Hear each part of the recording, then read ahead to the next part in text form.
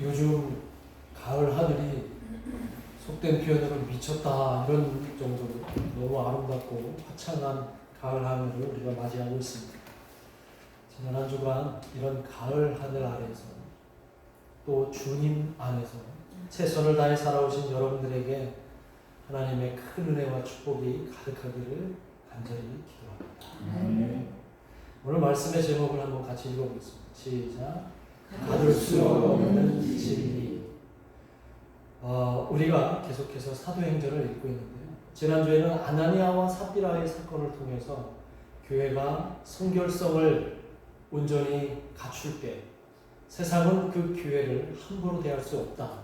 그래서 교회에 영적인 권위가 생긴다. 이렇게 제가 여러분들에게 말씀드렸죠. 이렇게 해서 초대교회가 이제 영적 권위를 탑재하고 세상을 향해서 이제 나아가야 하는 그런 순간에 오늘 본문에 보니까 놀라운 사도들의 능력들이 나타나는 거예요. 진리와 함께 움직이는 초대교회 안에 하나님의 능력이 나타나기 시작을 하는 겁니다. 그래서 오늘 본문의 시작을 어떻게 하냐면 12절에 보면 사도들의 손을 통해 기적이 나타난다. 이런 얘기를 하는 거예요. 교회가 세상에 담대히 노출하게 될 때 사도들의 손을 통해서 기적들이 나타난다는 거예요. 초대교회는 그렇게 시작을 했습니다. 그들이 어떤 능력을 펼쳤냐면 병든 자를 안수하면 병이 나고 또 귀신 들린 사람들을 위해서 기도하거나 그들을 온전한 정신으로 회복시켜주는 능력들, 기적들을 이 사도들이 펼쳤던 겁니다. 걷지 못했던 사람들이 걷게 되고 불치병이 낫게 되는 이런 놀라운 기적들. 이런 기적들이 펼치니까 예루살렘 그 안에서 병든 사람들이나 앞으로 병을 염려하는 사람들은 이 사도들을 만나기 위해서 몰려듭니다. 심지어는 베드로가 지나갈 때 베드로의 그림자가 나에게 스치기만을 기다리는 병든 사람들이 있었던 거예요. 그러니까 그들의 어떤 능력이 대단했다는 거잖아요. 그죠? 기적이 아주 대단했다는 겁니다. 어쩌면 이건 예수님도 못했던 기적을 그들이 펼치는 거 아닙니까? 베드로의 그림자를 스치기를 기대하는 그 정도의 어떤 능력들이 예루살렘 교회 안에 펼치는 거예요. 제가 예전에 우리 부흥성에 많이 했잖아요. 특히 신유 부흥 집회, 부흥성 이런 거 많이 하셨는데 기억나시죠? 신유 집회 같은 거. 그래서 제가 예전에 사역을 초창기 전도사 시절에 어린 전도사 시절에 사역할 때 그 교회에서 부흥성회를 했어요. 신유 대부흥성회. 그래서 전국에서 이 신유 은사가 아주 있는 목사 그 강사님이 오셔서 집회를 하는데 그런 신유 집회를 하면 사방에서 다 옵니다. 몸이 아픈 분들 다 오시고. 근데 집회를 하는데 그 집회 중간에 그 강사님이 갑자기 이제 지금부터는 신유 은사를 그 아픈 사람들을 위해서 하신다는 거예요. 그래서 아픈 사람들 다 강단 앞으로 오라고 그러면서 그 강사님이 막 기도를 세게 하는 거예요. 통성기도하고 온 그 모여있는 사람들이 다 기도를 하는 거예요. 그러면서 지나가면서 머리에다가 이렇게 손 대시는 거예요. 막 기도하시면서 안수를 막 하시는데 갑자기 저쪽에서 병이 낫다고 아픈 병이 낫다고 막 좋아서 펄쩍펄쩍 뛰시는데 그 중에 한 분 제가 알고 있던 그 권사님이 걷는 게 너무 불편하셨거든요. 너무 불편해서 정말 부축을 받고 다니실 정도 그런 분이 그 앞에 가셨다가 그 안수를 받고 거기서 펄쩍펄쩍 뛰시는 거예요. 나왔다고. 대단한 기적 아닙니까? 저는 그 충격이었어요. 그 전도사인데 믿음이 부족했나 봐요. 어찌 저런 일이. 그러면서 그 권사님이 막 펄쩍펄쩍 뛰시는 거예요. 한편으로는 두렵고 한편으로는 너무 놀랐어요. 기적의 현장이 여기 있구나. 그리고 막 다들 간증하기 시작하는 거예요. 그래서 정말 대단하다. 그리고 나서 이제 그 다음 주일날 그 권사님이 이제 오시는 걸 봤는데 지팡이를 짚고 오시는데 몸을 가누지 못하고 오시는 거예요. 분명히 저분이 그날 기적에 의해서 나았는데 어찌된 일이지? 그 광경을 보면서 저는 또 여러 가지 복잡한 생각이 들더라고요. 기적이 일시적인 순간으로 나타났나? 그러면서 그 권사님이 막 부축받고 또 이렇게 막 평소처럼 이렇게 오시는 거예요. 제가 왜 이런 말씀을 드리냐면, 여러분, 교회 안에서는 기적이 있습니다. 믿으십니까? 아멘. 이 대답이 그렇게 크지 않은 걸로 봐서는 마음속에 입으로는 믿습니다라고 말씀을 하시지만 머리 한구석에는 글쎄요, 이런 생각을 하시는 분들이 있을 것 같아요. 그래서 제가 성경을 읽을 때마다 이 기적이 나오는, 기적이라고 하는, 기적이 나오는 장면들이나 이 이야기들을 읽을 때마다 굉장히 조심스럽습니다. 이 기적의 내용을 어떻게 우리가 받아들여요? 그리고 이 기적의 내용을, 오늘 분명히 기적이 나타났잖아요. 이 사도행전 5장 12절에서 16절까지 기적의 내용들이 있잖아요. 이 내용을 여러분들에게 어떻게 전할까? 또 조심스럽고 더 조심스럽게. 왜냐하면 성경을 읽을 때 이 기적을 대하는 우리 성도들의 마음의 반응이 다르기 때문이다. 그 반응들은 둘로 나눠집니다. 첫 번째 반응은 성경에 나오는 이 기적을 100% 믿습니다. 순수한 신앙으로 100% 믿습니다. 그래서 이 기적은 오늘 이 현재에도 나타날 수 있어. 예수님의 이름으로 기도하면 나타날 수 있어. 이렇게 믿고 순수한 신앙으로 신앙생활하는 분들이 있어요? 없어요? 있습니다. 그런 순수한 신앙이 있어요. 근데 문제는 이런 순수한 신앙을 가진 사람들을 악용하는 사례들이 있어서 또 문제예요. 예전에 제가 뉴스를 보니까 어느 산골짜기에 있는 기도원 목사님이 폭행 치사 혐의로 구속당했다는 그 기사를 본 적이 있어요.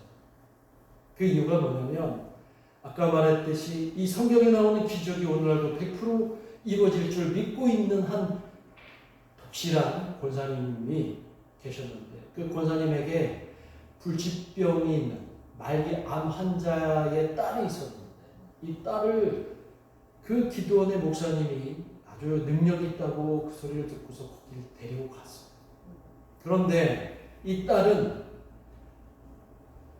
의학적인 의료 행위도 같이 필요한 사람이에요. 그죠? 근데 그 목사님이 이 권사님에게 다 필요 없다. 의사도 필요 없고 오로지 이 시간에는 오로지 성경에 나오는 대로 하나님이 기적을 베푸실 거니까 내가 그 기적을 이 사람에게 보이겠노라 하면서 심하게 안수하는데 거의 폭행 수준으로 안수를 한 거예요.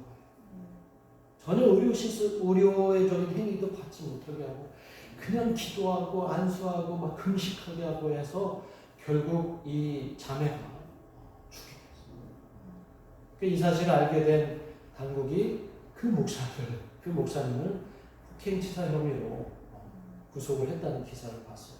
저는 그걸 보면서 또 여러 가지 막 복잡해지더라고요. 여러분, 이 기적이라는 단어, 이 기적이 어떤 뜻인지 혹시 사전적인 정의를 알고 계세요? 기적이라는 단어. 그래서 다시 한번 사전적 의미의 기적을 한번 여러분들에게 알려주면 돼요. 첫 번째는 뭐예요? 우리가 상식적으로 생각할 수 없는 기이한 일. 이게 기적이라는 거예요. 상식적으로 생각할 수 없는 기이한 일. 자, 두 번째는 뭐예요? 신에 의해서 행해졌다고 믿어야 하는 불가사의한 일. 그럼 기적, 이 말뜻은 어떤 의미일까요? 기적은 흔히 나타나는 것을 말하는 걸까요? 아니면 기적은 거의 나타나지 않는 것을 의미하는 걸까요? 거의 나타나지 않는다는 것을 의미하는 게 바로 이 기적의 사전적인 의미라는 거예요. 내가 기도하면, 내가 안수하면 이 죽을 사람이 낫게 되는 기적이 나타날 것이라고 내가 기도하는 순간에 날마다 나타난다는 그런 기적이 될까요? 그 기적이 아닐 수도 있다. 내가 기도하고 안수하면 무조건 낫는다고 생각하면 더 이상 그것은 기적이 아니에요. 기적의 사전적 의미는. 이 얘기를 다케 얘기하면 내가 원한다고 기적이 일어나는 게 아니라는 거예요. 그 기적은 누구의 뜻에 의해서 일어날 수 있다는 겁니까? 하나님 뜻에 의해서. 하나님이 원하실 때 그 기적이 일어난다는 거예요. 그래서 이런 기적의 의미를, 성경 속에 나오는 이런 기적의 의미를 우리가 잘못 오해해서 무조건 기도하면 기적이 일어날 것이라고 하는 그 마음, 그 신앙은 존중하되 그 결과에 대해서는 우리가 함부로 속단하지 않아야 된다는 것을 여러분들에게 부탁드립니다. 여러분, 기도는 사모하십시오. 기적은 사모하십시오. 기적은 날마다 사모하시되 그 기적에 내 모든 것을 몰두하고 몰입해서 하나님의 뜻을 내 뜻으로 대체시키지 말라는 것을 여러분에게 부탁을 드립니다. 자, 이 기적에 대한 또 다른 반응은 어떤 반응이 있을까요? 성경을 읽으면서 기적에 대한 또 다른 반응, 반대의 반응이 있겠죠. 성경을 읽으면서 나오는 그 기적은 이건 있을 수 없어. 오로지 과학적이고 합리적인 사고만 하는 사람이라면 성경에 있는 내용들을 보면서 이건 있을 수 없는 일이야. 이 내용은 그저 읽는 사람, 성경을 읽는 사람들로 하여금 뭔가 감동을 주고 흥미를 주기 위해서 그렇게 전설처럼 내려오는 이야기를 기록한 것일 뿐이야 라고 생각하는 사람들도 있을 수 있다는 거예요. 그런 사람들은 1 더하기 1이 무조건 뭐가 돼야 됩니까? 1 더하기 1은 뭐가 돼야 돼요? 왜 자신 있게 대답을 못하세요? 1 더하기 1은 그런 사람들은 2가 돼야 되죠. 그렇죠? 그 사람들은 원인이 있으면 반드시 결과가 있어야 되는 거예요. 그러니까 인과 율의 자연 법칙이 그들의 사고 구조를 지배하는 사람들이에요. 그래서 성경을 읽다가 보더라도 이거는 내 상식적으로, 이거는 내가 생각하는 합리적인 생각으로 이 기적은 있을 수가 없는 일이야. 이렇게 생각을 한다는 거예요. 설령 그 기적이 설령 일어났다 하더라도 그거는 어떤 원인에 의해서 생긴 결과일 뿐이라, 그러니까 이거는 자연 법칙의 한 사례야 라고 이렇게 생각한다는 거예요. 그런데 그렇게 과학적이고 합리적으로 사고하는 사람들처럼 이 세상, 이 우주 만물이 모든 것이 과학적일까요? 모든 것이 자연 법칙대로만 움직일까요? 원인이 있으면 결과가 반드시 나와야 되는 그런 세상일까요? 그렇지 않은 것을 우리는 잘 압니다.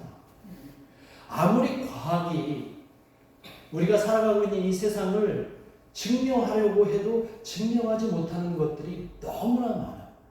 믿지 못하는 것들이 너무나 많아요. 과학이 증명하지 못하는, 믿지 못할 일들이 너무나 많아요.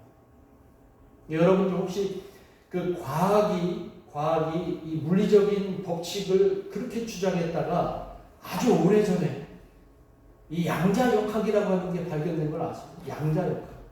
그 양자역학이라고 하는 게 과학으로 증명할 수 없는 것을 과학적으로 발견하는 게 양자역학이라는 거예요.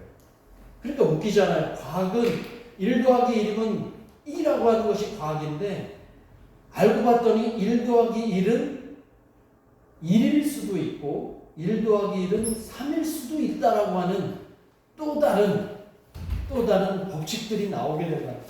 그러니까 과학이 아무리 증명하고 또 증명하려고 해도 미지의 영역은 이 우주 만물에 가득하다라는 것을 이 과학이 스스로 우리에게 증명해 줬다는 거예요. 그 얘기는 무엇입니까? 우리가 보고 있는 이 세계가 전부가 아니라는 것을 우리에게 알려주는 거예요. 마찬가지로 우리가 성경을 읽고 있지만 성경에 나오는 기적, 이것이 있을 수가 없는 일이야, 상식적으로 불가능한 일이야 라고 얘기할 수 없다는 것을 오늘 우리에게 알려주는 거예요. 그러면 왜 성경에서는 그 기적을 계속해서 기록하고 있을까요? 우리에게 왜 그 기적을 알려주고 있을까요? 그것은 하나님께서 우리에게 인간의 이성에 갇혀 있어서 그 너머에 있는 하나님의 세계를 제대로 바라보지 못하는 사람들의 눈을 열어주시기 위해서 이 기적을 성경에 기록했을 것이라고 저는 믿습니다. 아멘 안 하십니까? 성경에 있는 이 기록이 우리 이성으로 갇혀있는, 그러니까 이성의 눈으로 보고 있는 이 세계가 요거라고 보고 있는, 그래서 그 너머에 계시는 하나님의 그 무궁무진한 능력을 보지 못하는 우리의 눈을 열어주시기 위해서 성경에 이렇게 기록되었다는 거예요. 기적을. 이제 이해가 되셨어요? 기적은 그래서 성경에 있는 기적이 우리에게는 너무나 은혜가 되고 그것은 우리에게 진리가 되는 것입니다. 오늘 여러분들에게 다시 한번 말씀드립니다. 오늘 성경에 나와 있는 이 기적 분명히 일어날 수 있습니다. 하나님이 원하시면, 하나님이 뜻하시면 그 기적이 오늘날 이 세계에서도 얼마든지 일어날 수 있고 얼마든지 발휘될 수 있어요. 단 그 기적을 내 것으로 만들어서 이성으로 포장해서 내 생각에 가두지 않으면 됩니다. 그 기적은 여러분에게도 저에게도 나타날 수 있어요. 이런 기적을 가지고 초대교회가 세상에 나아가서 능력을 발휘하고 있어요. 그랬더니 사람들이 그 초대교회 안에 모여오기 시작합니다. 사도들 앞에 몰려오기 시작합니다. 그들이 그들을 막 연호하며 그들을 계속해서 그 예루살렘에 있는 그 주민들이 환호를 합니다. 자, 이런 모습을 보고 있던 유대 당국이 어떤 마음이 들었을까요? 아니, 저 듣보잡의 종교, 저 예수를 추종하는 저 무리들이 갑자기 예루살렘을 거의 점령한 거나 다름없을 정도로 사람들을 그렇게 모아대기 시작을 하는 거예요. 교회의 능력이 나타나니까 이들이 두려워지기 시작을 하고, 오늘 본문 17절에 보면 이들이 어떻게 했다고 얘기를 해요. 그 교회를 바라보고 시기심이 가득했다고 얘기합니다. 그러니까 세상이 하나님의 능력으로, 하나님의 기적으로 펼쳐지는 그 교회를 가만두지 않는다는 것을 보여주는 거예요. 유대 당국자들이, 오늘 17절에 보면 유대 당국자들이 사도들을 가두기 시작을 합니다. 특히 사두개파, 당시에 그 철저하게 유대교 경전에 율법에 매여있던 그 사두개파들이 주축이 되어서 사도들을 오게 가두어버리고 그 사도를 통해서 이제 시작된 초대교회를 와해시키려고, 붕괴시키려고. 그날 밤 기적 때문에 갇혀있던 이 사도들이 오늘 본문 19절과 20절에 보면 주의 천사가 나타나서 그들이 갇혀있는 그 옥문을 열고 기적을 발휘해서 그들이 아무도 눈치채지 못하게 그곳을 떠나게 합니다. 이게 기적 아니에요? 기적이죠. 기적을 행했던 초대교회가 세상으로부터 사로잡혀 있는데 그 사도들이 또 기적을 통해서 풀려나게 되었던 거예요. 그리고서 주의 천사가 그들을 내보내기 전에 20절에서 뭐라고 얘기를 합니까? 20절에 있는 말씀, 이 말씀이 오늘 본문의 핵심이에요. 오늘 말씀의 핵심입니다. 한번 같이 읽어봅니다. 20절 말씀. 시작. 가서 성전에 서서 이 생명의 말씀을 다 백성에게 말하라 하매. 주의 천사가 옥에 갇혀있는 사도들을, 옥에 갇혀있는 초대교회를 향해서 너희들은 여기에 갇혀있지 말고 나가서 주의 성전에 서서 하나님의 말씀, 생명의 말씀이 그건 뭐예요? 진리의 말씀, 진리를 세상에 선포해라, 이렇게 얘기를 하고 있는 거예요. 너무 감격적인 말씀 아닙니다. 세상이 초대교회를 가두려고 했어요. 기적으로 그들이 세상에 진리를 선포하는 그 교회를 이 유대교가 가두려고 했지만 하나님께서는 천사를 통해서 기적을 발생시켜서 이제 사도들을 유대교의 심장부라고 할 수 있는 성전에 서게 하시고 그곳에서 진리의 말씀을 가르치게 한다는 겁니다. 그런데요, 이렇게 보면 사도들은 늘 기적을 행하고 또 기적을 경험하고 그래서 순탄하게 하나님께서 선하게 인도한 걸로 우리는 기억하고 있지만 사실은 그 이면에 보면 사도와 초대교회 그 이후의 삶의 행적은 정반대의 행적이라는 걸 또한 여러분 기억하셔야 합니다.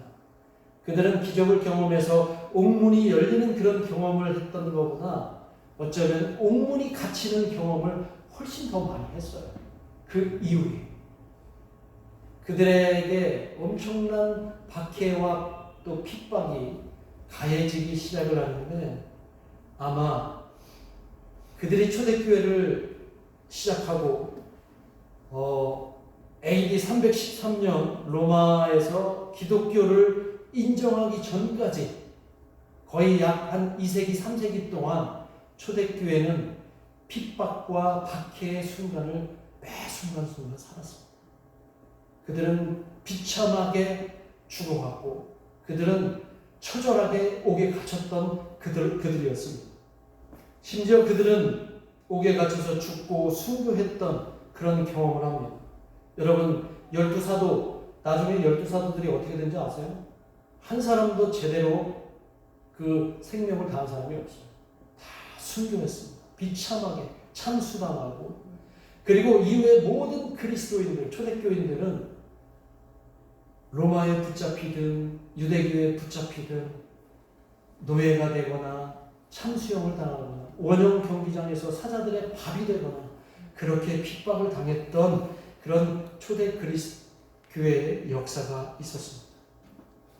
오죽했으면 사도 바울은 고린도후서 11장에서 자신의 그 핍박의 상황, 고난받는 초대교회를 이렇게 고백하기도 합니다. 11장에 보면 뭐라고 얘기하냐면 그는 수없이 옥에 갇히고 수없이 죽을 뻔했고 채찍과 매를 수없이 맞았고 돌에 맞았고 죽을 고비를 넘겼으며 추위와 굶주림에 헐벗어 살았다고 바울은 그렇게 자신을 고백해요. 그게 바로 초대교회의 사실은 역사입니다. 무슨 말씀인지 알겠죠?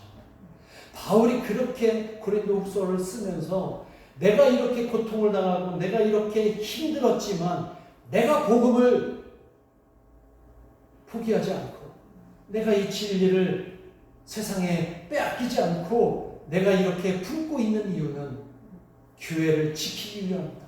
이렇게 교회를 살리기 위함이다. 교회가 약해지지 않도록 교회가 약해지면 내가 약해지고 교회가 강해져야 내가 강해지기 때문에 교회를 지키기 위해서 나는 이 약함을 오히려 자랑한다. 이렇게 얘기를 합니다. 이게 바로 기적 아니에요? 이게 바로 기적이라고 저는 믿습니다.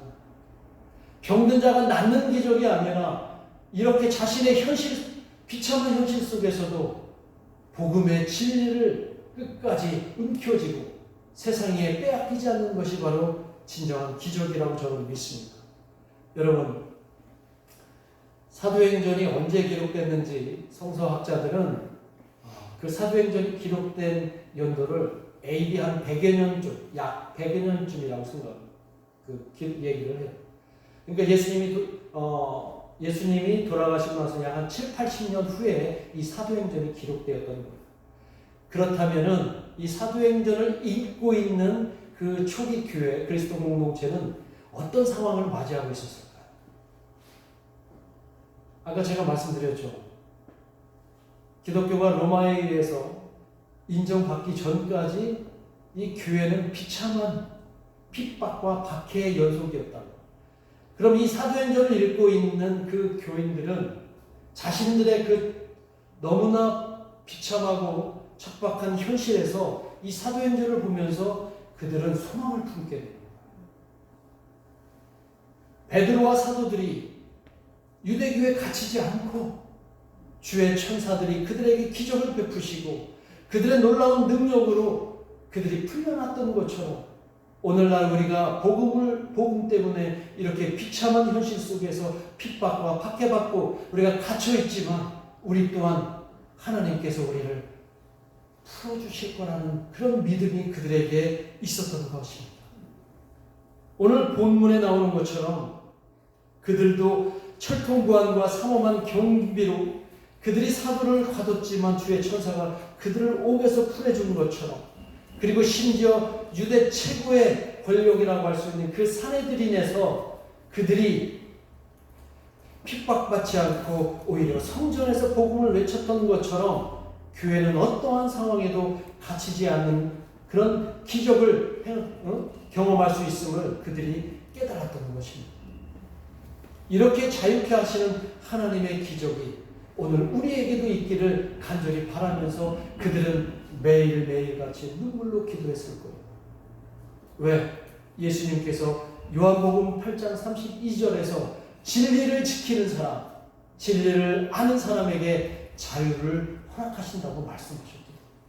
요한복음 8장 32절에서 분명히 말씀하셨어요. 진리를 알지니 진리가 너희를 자유롭게 하리라. 그러니까 세상이 진리를 아는 교회와 진리를 아는 사람들을 구속할 수가 없는 거예요. 이게 바로 기적입니다. 오늘날 우리에게 이 세상은 온갖 이유와 빌미로 교회를 가두려고 해요.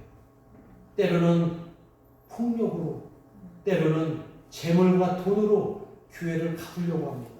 그래서 교회를 이 재물과 돈으로 옴싹달싹 못하게 막 가두려고 하는 게 눈에 보여요. 이럴 때 우리는 교회는 절대 갇히지 않음을 오늘 본문을 통해서 기억해야 될 줄로 믿습니다. 오늘날 우리는 또 다른 기적이 필요합니다. 오늘날 병이 낫고 죽은 자가 살아나고 하는 그런 기적도 우리에게 중요하지만 오늘 교회를 가두려고 하는 모든 세력으로부터, 악한 세력으로부터 우리가 벗어날 수 있는 그 기적을 경험해야 될 줄로 믿습니다. 그 기적은 누가 행하실 때 가능하냐? 하나님이 행하실 때 가능하고, 그 기적을 하나님이 누구에게 행하시냐?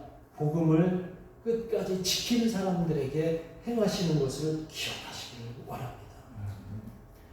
오늘 말씀에 사도들이 그 감옥에서 나와서 새벽에 동트는 그 빛을 바라보면서 성전에서 복음을 전할 때 그 감격이 얼마나 뜨거웠을까 저는 상상을 해봅니다. 전날에 밤에 한밤중에 옥에 갇혀서 이제 우리는 죽었구나라고 하고 있을 때 주의 천사가 나타나서 그 옥문을 열고 이제 너희들은 저 성전에 올라가 새벽에 동트는 그 햇빛을 받아보며 찬란한 그 빛을 가지고 복음을 전해라. 진리를 전해라. 이때 그 사도들의 그 감격이 얼마나 뜨거울까. 오늘 저희들도 이 동틀 때 비치는 그 햇빛에 놀라운 찬란한 감격을 가지시고 여러분 삶을 옥죄고 여러분 삶을 괴롭히고 여러분 삶을 위협하는 모든 폭력에 모든 위협에 맞서서 기적을 경험하시기를 주님의 이름으로 축원합니다. 그 경험으로 찬란한 빛나는 그 성전 위에서 사람들에게 진리의 말씀을 전하는 저와 여러분이 되기를 간절히 소망합니다. 아멘. 이 말씀하고 또 사도 바울의 말씀 하나 전하고 마치려고 합니다. 여러분 그 헬렌 켈러라는 사람 알죠? 헬렌 켈러는 어떤 사람이었어요? 바라볼 수도 없고 들을 수도 없고 들을 수 없으니까 말할 수 없는 사람이었어요. 그 사람에게 이 세상은 마치 뭐와 같았을까요? 감옥과 같지 않았을까요? 그런데 그 사람은 그 감옥을 빠져나와서 모든 사람들에게 귀감을 주고 모든 사람들에게 놀라운 은혜를 끼친 사람이에요. 근데 그분이 이런 말을 했다고 해요. 한번 같이 읽어볼까요? 같이 읽어볼까요? 시작. 한쪽 문이 닫히면 하나님은 다른 쪽 문을 열고 계십니다. 우리는 닫힌 문만 바라보다 등 뒤에 열린 문을 보지 못한다. 이게 그냥 제가 얘기했으면 별로 감동이 없을 텐데 보지도 못하고 듣지도 못하고 말하지도 못하는 그 헬렌 켈러가 이 얘기를 했다는 거에 너무 감동이 큽니다. 여러분 삶을 옥죄고 있는 여러분 삶의 사면을 둘러싸고 있는 모든 시련과 고난과 어려움을 이기시기를 주님의 이름으로 축복합니다. 문이 있어요. 그것들이 여러분들을 가두고 있을지라도 여러분 뒤에 하나님은 문을 열어놓으시고 그 문으로 나가게 하시고 자유롭게 하실 줄 믿습니다. 바울은 이 말씀을 하면서 우리에게 다시 한번 힘을 주시는데 이 말씀을 읽고 말씀을 마치겠습니다. 한번 같이 읽겠습니다. 고린도후서 4장 8절 9절 말씀입니다. 시작. 우리가 사방으로 우겨싸움을 당하여도 쌓이지 아니하며 답답한 일을 당하여도 낙심하지 아니하며 박해를 받아도 버림받지 아니하며 거꾸로 트림을 당하여도 망하지 아니하고. 기도하겠습니다. 우리 오늘 말씀 생각하면서 여러분 답답하십니까? 사방이 꽉 막힌 것처럼 마치 감옥에 갇혀 있는 것처럼 여러분의 인생과 삶이 지금 그렇습니까? 그러면 기적을 사모하십시오. 주의 천사가 여러분의 그 막힌 곳에 오셔서 막힌 문을 열고 주의 성전에 서서 찬란한 햇빛을 받으며 진리의 말씀을 전하게 하실 줄 믿습니다. 그 말씀을 의지하고 여러분들이 이제 자유하시기를 원해서 지금 함께 여러분의 삶을 놓고 기도하겠습니다. 하나님 아버지,